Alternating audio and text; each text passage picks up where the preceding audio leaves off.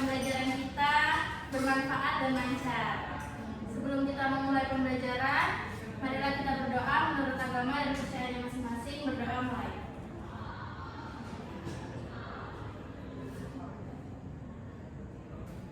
Berdoa selesai. Apa kabar kalian semua? Baik? Baik.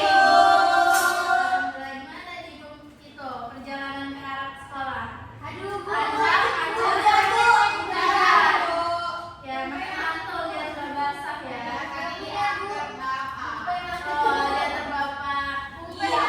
Mana deh? Pakai supir, Bu. Supir angkot. Sini nggak ada angkot, Bu. Oh ya, adanya Grab ya. Oh iya, di kota soalnya. Ya, Ibu absen terlebih dahulu ya. Ada yang izin nggak? Atau Ada, Bu. Esther. Ida. Oh ya, nanti tolong konfirmasi ya buat ini sekretarisnya. Ya, Bu. Oke. Bentar ya. Saya masuk. Boleh. Ya, silakan duduk aja. Terima kasih, Bu. Iya. Ini, Bu.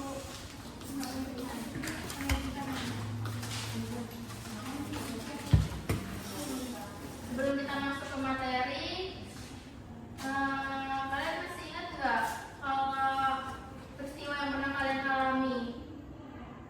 Peristiwa kejadian-kejadian yang pernah kalian alami? Ingat banget, ada, Bu. Apa? Contohnya apa? Saya mau ngasih contoh. Peristiwa kecelakaan jatuh. Jatuh dari motor. Bu. Apa? Kita? Buntutnya ditabrak. Oh, ditabrak dari belakang. Iya, pakai motor, Bu. Saya lagi jalan, Bu. Ya Allah. Terus ini Jatuh dari situ. jatuh dari belakang. Saya, Bu. Ya, gimana? Dukung guru karena tidak mengerjakan tugas, Bu. Iya, itu salah sendiri ya. Karena koridor itu. Nah, jadi kebanyakan begadang ya. Jadi kalian masih ingat kan kapan kejadian dan itu apa penyebabnya? Nah, kalau pengalaman pribadi aja bisa kalian ingat dan bisa kalian ceritakan kembali, apalagi peristiwa besar bangsa kita. Disitulah peran sejarah itu tuh berperan. Nah, jadi hari ini kita tuh akan belajar tentang konsep dasar sejarah. Nih, sebelum masuk ke materi intinya ya, Ibu ada kata-kata motivasi nih. Kita juga Jadi sejarah itu mengajarkan bahwa kegagalan itu bukan akhir, tetapi awal dari keberanian untuk bangkit kembali. Kita masuk ke materi ya, konsep dasar sejarah. Sebelum masuk ke materi, Ibu akan membacakan tujuan pembelajaran kita hari ini. Yang pertama, menjelaskan konsep dasar sejarah yang berisi fakta, sumber, kronologi, dan interpretasi. Yang kedua, menganalisis penyebab terjadinya perbedaan, penafsiran, dan sejarah. Yang ketiga, menyelesaikan masalah yang dilakukan dengan cara kerja kelompok nanti per kelompok. Dan yang terakhir ada mengaplikasikan hasil analisis dalam bentuk presentasi. Yang pertama ada fakta sejarah. Kalian ada yang tahu nggak fakta sejarah itu apa? Oke, di file. Kebenaran, betul. Ada lagi? Ya, Bu. Ya. Sesuatu yang dapat dibuktikan secara empiris, Bu. Ya, betul. Jadi fakta sejarah itu kejadian nyata yang benar-benar terjadi pada masa lalu. Fakta sejarah itu dapat berupa peristiwa, tindakan tokoh, hasil kebijakan atau perubahan sosial. Terus yang kedua ada sumber sejarah. Nah, ada yang tahu nggak sumber sejarah apa aja? Ya, Bu. Boleh? Sumber sejarah itu ada sumber primer dan sumber sekunder. Ya, betul. Ada yang tahu isi dari sumber primer itu apa aja dan sumber sekunder? Kalau saya, Bu. Ya, boleh. Kalau sumber primer itu kayak dari prasasti gitu-gitu. Ya, kalau sumber primer itu tuh dari kayak dokumen asli atau fak, terus juga ada foto saksi hidup. Dan kalau sumber sekunder itu seperti buku sejarah, artikel ilmiah, dan ulasan. Terus yang ketiga ada kronologi. Nah,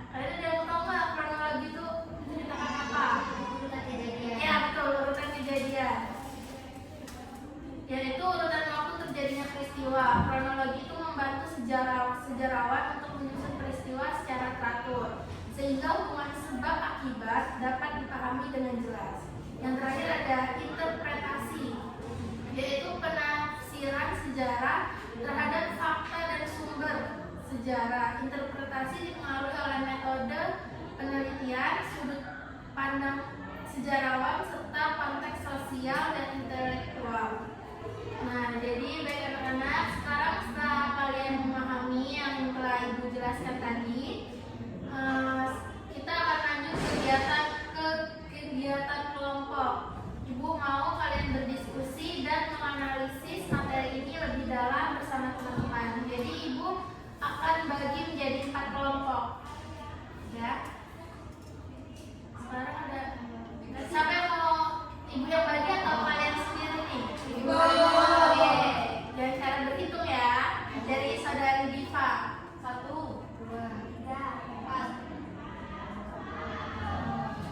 Iya. 2, 4, 1. Oke, berarti ada yang 2 orang, ada yang 3. Ya, bisa ini duduk per kelompok ya. Karena materinya lebih bagi.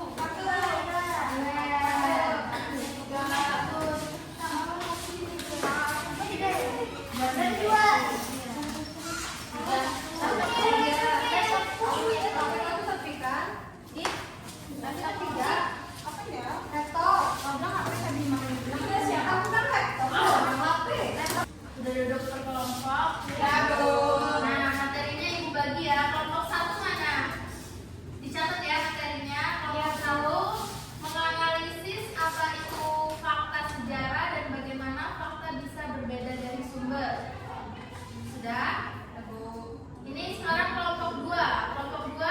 Saya Bu. Oke, kelompok 2 menjelaskan jenis-jenis sumber sejarah seperti primer, sekunder, serta keterbatasannya. Kelompok 3. Oke, yang kelompok 3 menjelaskan apa itu interpretasi sejarah dan bagaimana latar belakangnya. Kelompok 4 menjelaskan pentingnya kronologi dan konteks dalam memahami. Sekarang kalian bisa kerja kelompok. Ibu kasih waktu 5 menit cukup? Cukup. Oke.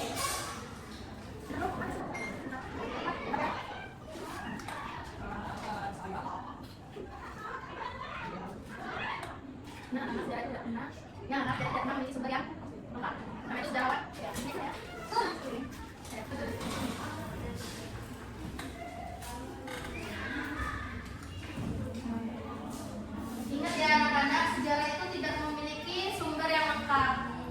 Jadi sejarawan itu mencari sumbernya itu mengisi kekosongan data dengan dalil atau pendekatan tertentu. Ya Bu. Nah, jadi waktunya udah habis. Sekarang ada kelompok yang mau maju ke depan untuk menyampaikan hasil diskusinya. Saya Bu. Oke, boleh kita maju ke depan. Perwakilan aja ya. Baiklah, di sini saya dari kelompok 2 akan memaparkan penjelasan mengenai jenis-jenis sumber sejarah dan juga keterbatasannya. Jadi jenis-jenis sumber sejarah itu memiliki 2, berdasarkan sifatnya dan juga berdasarkan bentuknya. Yang berdasarkan sifat yaitu meliputi sumber primer, sekunder, dan juga tersier. Kalau sumber primer itu data asli atau dari saksi dan pelaku peristiwa langsung seperti arsip, prestasi, yaitu ketersediaannya terbatas, aksesnya sulit, dan juga ingatan saksi kan bisa berkurang karena faktor umur biasanya sekarang zamannya canggih, Ya. PPA gitu. Sekian Bu. Ya.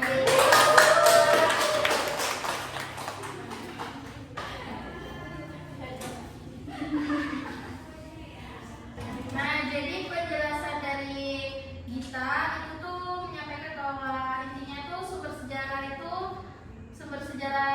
ingat bahwa sumber primer memiliki nilai kuat tetapi tetap terbatas. Misalnya seperti foto tidak bisa menjelaskan motifnya. Kalian pasti bosen kan? Ya. Kita ice breaking dulu, oke? Nah, ice breakingnya yaitu mengeja kata. Kata-katanya investigasi. Dimulai dari Angel. I, N, I, S, I,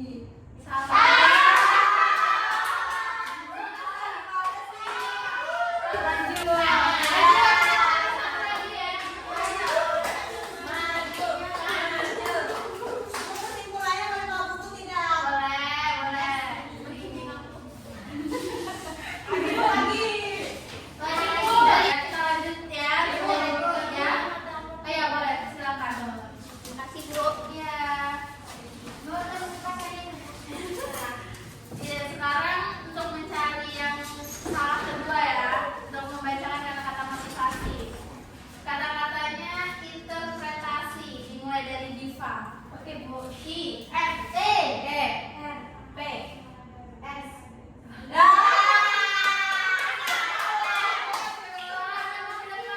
Aduh, yang mana? Kan nanti tak simpan deh. Amaras. langsung ya. Boleh duduk Bu? Boleh silakan duduk saja. Nah, jadi teman-teman kalian ini yang telah bermain tadi akan membacakan kesimpulan dan kata-kata motivasi. Baca apa dulu nih? Kesimpulan atau motivasi dulu? Kesimpulan Bu. Ya, boleh. Kesimpulan dulu.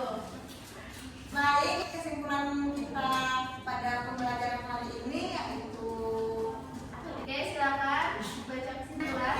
baik, saya akan menjelaskan atau menyimpulkan pembelajaran kita pada hari ini yaitu kesimpulannya fakta sejarah adalah kejadian nyata yang harus dibuktikan melalui sumber sejarah baik primer ataupun sekunder. Setelah fakta dikumpulkan, peristiwa disusun berdasarkan kronologi agar hubungan sebab akibat dapat dipahami dengan jelas. Sekian, terima kasih. Baik. Oke, sekarang kata-kata motivasi nih dari Amara. Baiklah, kata-kata motivasi hari ini yaitu jangan takut bertanya dan mencari kebenaran karena rasa ingin tahu adalah kunci dari kemajuan. Jangan takut bertanya dan mencari kebenaran. Oke, silakan duduk kembali.